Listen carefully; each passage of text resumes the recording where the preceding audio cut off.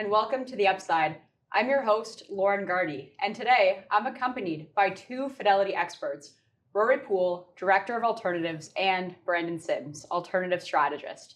Today, we'll unpack the history of various alternatives, Fidelity's advantage in the space, and finally, our outlook on this popular asset class. So Rory, why don't we kick off our discussion today with you? I would say that alternatives have really entered into the mainstream of investing in Canada, but this hasn't always been the case. Could you kick off our discussion with a little bit of a backstory on this and really what's led alternatives to be one of the largest asset classes in Canada today? Yeah, for sure, Lauren, and thank you very much for having us on today. I'll tweak a little bit of what you said there in the sense that alternatives are certainly in the mainstream now for, I would say, retail investors, which is a place that they haven't been necessarily in the past, as you alluded to, but alternatives, generally speaking, have been around for many, many decades.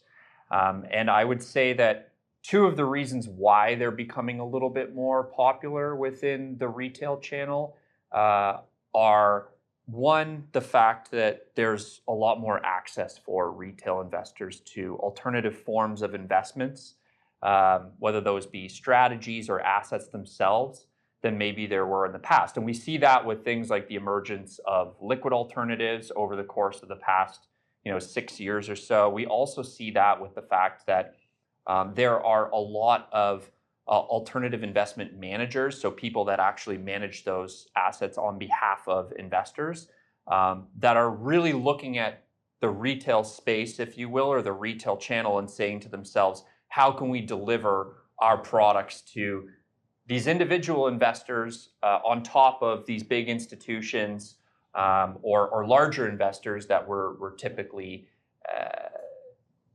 the focus of what they do. The second thing is, you mentioned a little bit, how has this space evolved over the course of the past couple decades, or maybe the history behind it. There are many different types of alternative investments. I think Brendan will probably touch on a few of those.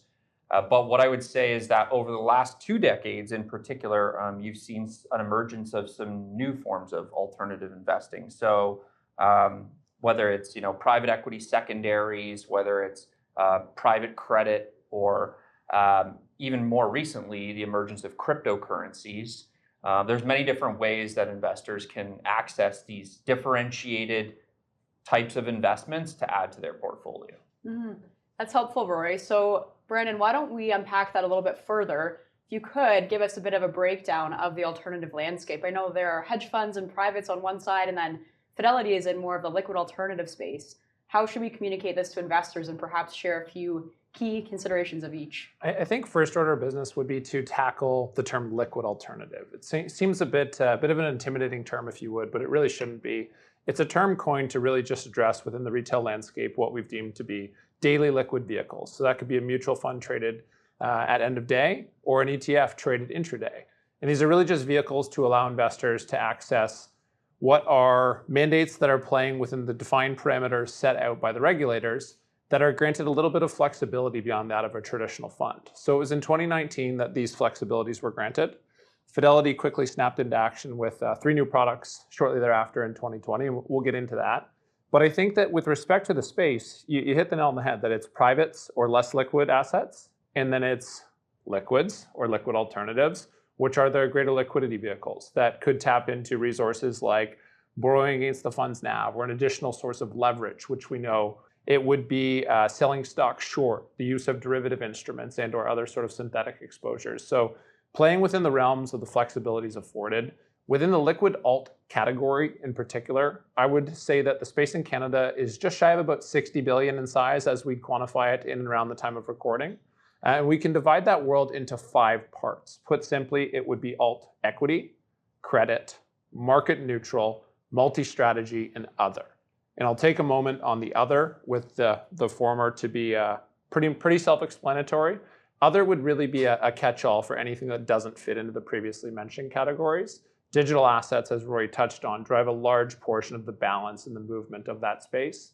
Where we've seen a lot of the growth year to date, as well as sort of over the longer term, would be in the alt credit and the alt equity. In respective fashion, alt credit being long short fixed income securities and alt equity being long short equities. So that would be the breakdown of the liquid side of the equation. Privates, of course, buildings, private lending, private credit, infrastructure, amongst a number of different other less liquid areas. And I would just add on to that, the latter, it's key that the real difference there is that products or investments within the private space or the illiquid space are not necessarily exposed to the same ups and downs as that of maybe some of the other liquid investments that are out there. And I think that that's kind of the key differentiator between the two.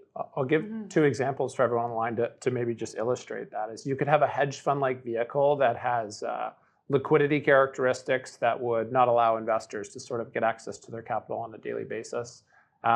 Based on the rules and regulations set out by the fund, they might be doing similar things as far as buying and selling stock long and short as a liquid alternative, but it's quite simply the vehicle, the liquidity profile that would decide which side of the line it's on, whether it's the liquid or the private side. And similarly, you could have a publicly traded REIT that owns a plaza on one side of the street and a private fund that owns the one on the other with very, very similar characteristics. So it's all about the liquidity profile.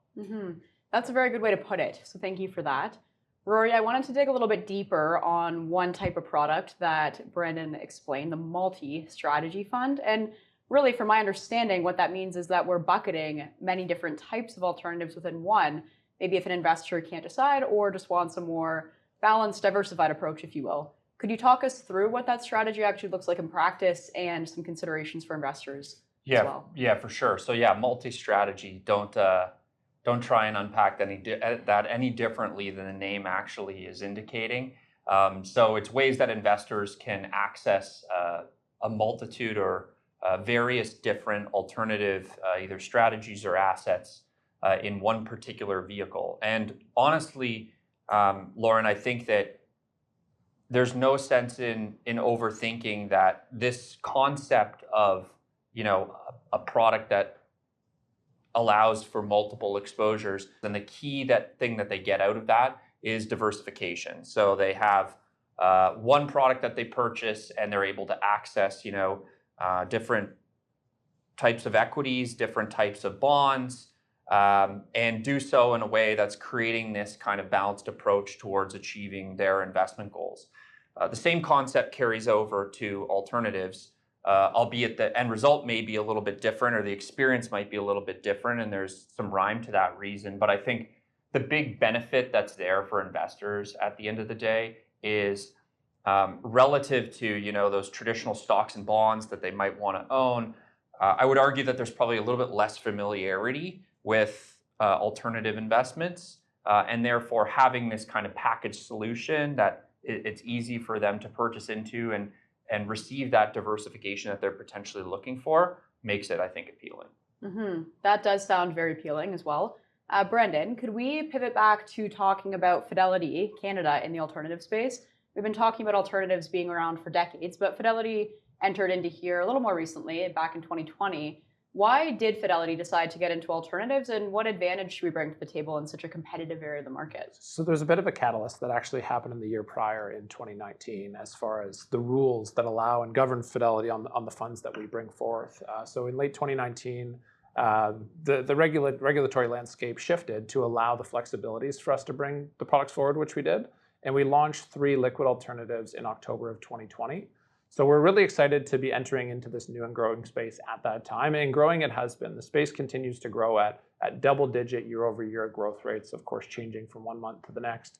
But I think that we were able to hit the ground running. We're really excited to do so because when we think about long-short investing, specifically through the lens of the equity world, which is where we came to market with our initial 3 products, we have years and years of track record of being really successful on the research front and digging really deep, meeting with thousands of companies, forming opinions about sort of what the next 6, 12, 18 plus months will look like. And I think what it allowed us to do through the lens of long and short investing, and for those on the line, short and side really just means borrowing stock, selling it short, and gaining an inverse exposure to if you had invested in that company in a long fashion or taken ownership. What it allowed us to do is take a step beyond just simply omitting names that we met with and formed a negative outlook towards, or say we came across a name that we thought to be facing a headwind in the next 6 to 12 months. We can actually take conviction and have an opportunity to profit on those views and that work that had been done. So I think that that was a really great thing for us to be able to extend our lineup and tap into all the work that's already getting done. But I think it represents a layer within our product shelf where there is a bit of a blank roadmap with respect to what we come out and the flexibilities that we have ahead of us. So I think we're really excited. I know Rory and myself are with what we can bring forth in the years to come. Mm-hmm. That's great, thank you. I like the analogy of using all of the tools that are available within a toolbox with the liquid alternative or long-short investing, as you touched on. So to wrap up our discussion today, Rory, we have talked a lot today about all this growth and tremendous success we've seen within alternatives in Canada. Let's look ahead. 5 to 10 years from now, what do you see evolving within the alternative space, and what should investors be thinking about? Yeah, it's a good question, and while I don't have a crystal ball, I think that there's a few points I can make. The first is that we're going to continue to see more of what we're seeing right now, particularly as it relates to there's an increasing amount of competition in this space, which is really good for investors at the end of the day, because more competition a lot of the time means more choice. So if you're an investor looking for something very particular in terms of an investment option or very differentiated compared to what you do within the other areas of your portfolio, if it's not there yet, it should be there relatively soon. So I think that that's a positive outcome. The second thing that I would say in terms of kind of looking forward is that I think that we're, as I mentioned at the beginning, in relation to a lot of new alternative investment managers that are entering the space, not only in Canada, but also globally, trying to cater or tailor towards the retail investor.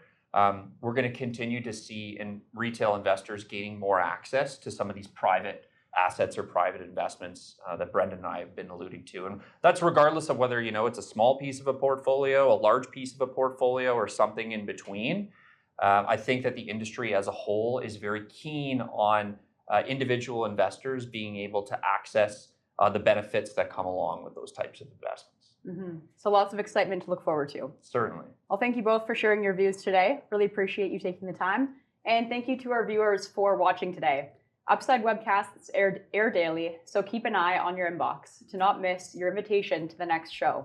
If you haven't done so already, sign up for the Upside newsletter to not miss out. Video podcasts are also released frequently, both the Upside and Fidelity Connects. So search Fidelity Canada on YouTube, Spotify, or Apple Podcasts for those. Thanks for watching, and I hope you'll join us again on the Upside. I'm Lauren Gardy.